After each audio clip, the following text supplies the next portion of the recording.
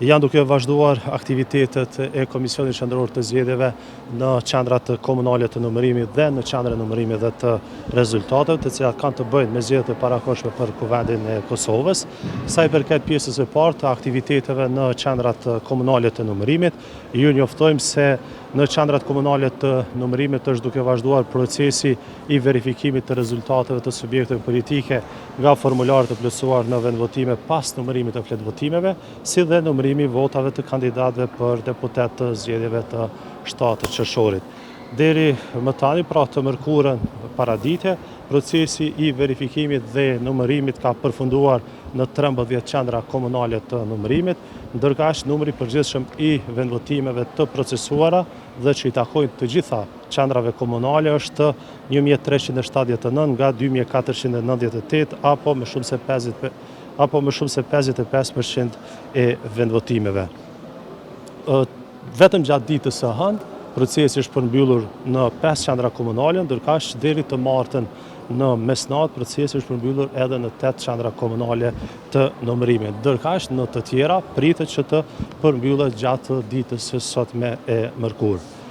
Sa i përket aktiviteteve që janë duke zhvilluar në qendrën e numërimit dhe të rezultateve, është duke vazhduar procesi i vlerësimit të pakove të supozuara me fletvotime nga votimi jashtë Kosovës, përkatësisht nga votimi përmes postës, që deri më tani janë sjellur në Kosovë. Qëllimi është që të vërtetohet nëse këto pakë janë dërguar nga votuesit e regjistruar për votim përmes postës. Deri më tani, pra të mërkurën paradite, nga pjesa më e madhe e pakove që janë sjellur në Kosovë, procesit të vlerësimit janë nënshtruar më shumë se 7.000 të tilla, prej të cilave janë aprovuar 7.153, ndërkaq janë refuzuar 142. Arsyeja më e shprehur se pse janë refuzuar këto pakë është se në 114 raste mungon dëftesa e regjistrimit, një dokument me të dhëna unike që votuesi regjistruar e pranon nga KQZ kur regjistrohet si votues jashtë Kosovës.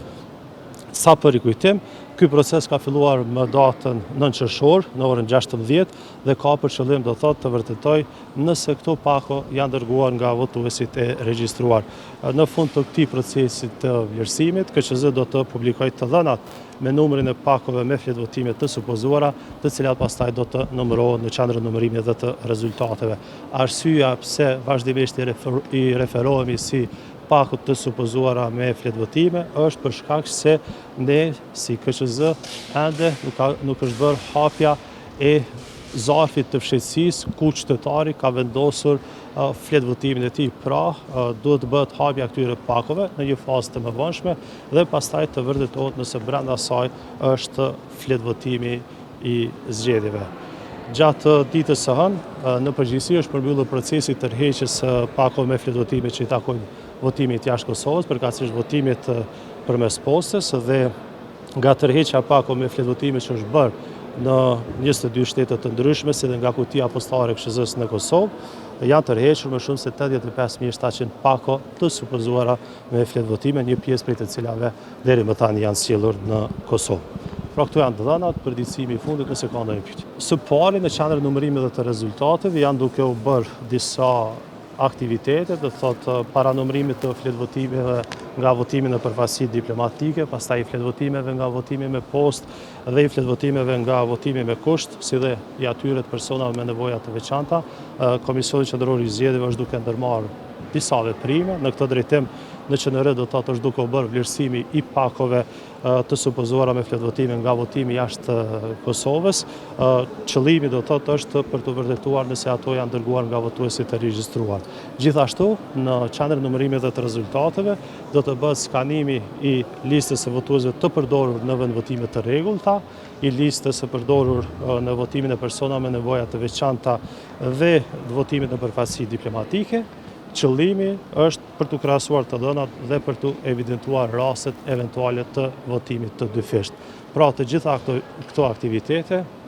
duhet të përmbyllen në qendrën e numërimit dhe të rezultateve para se pastaj të fillojmë me numërimin e fletvotimeve që i takojnë këtyre llojeve të votimit që është mundësuar jashtë vendvotimeve të rregullta. Një datë të caktuar në këtë fazë nuk do ta japim për faktin se varet nga dinamika e të gjitha aktiviteteve që janë duke zhvilluar në qendrat komunale të numërimit, dhe gjithashtu edhe nga procesi i vlerësimit dhe verifikimit të pakëve të supozuara me fletvotime që po zhvillohet në qendër. Po, Komisioni Qendror i Zgjedhjeve, qysh në fillim të këtij procesi zgjedhor për të trajtuar dhe për të adresuar çështjet apo problematikat të cilat janë paraqitur në zgjedhjet e fundit parlamentare të dhjetorit, pra të cilat kishin të bënin me mos evidentimin e saktë të votave të kandidatëve për deputet në disa nga qendrat komunale, ka përmirësuar rregullativen përmes aktit në ligjor. Më konkretisht, KQZ ka plotësuar dhe ndryshuar rregulloren zgjedhore për qendrën numërimi dhe të rezultateve.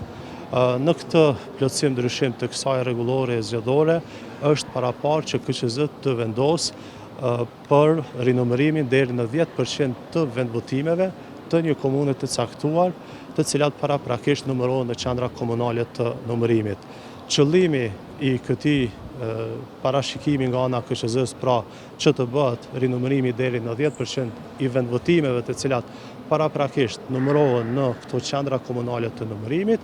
është që të sigurohet se ky proces i cili po zhvillohet në këto qendra është duke u bërë në rregull dhe vullneti i qytetarëve është duke u evidentuar me saktësi.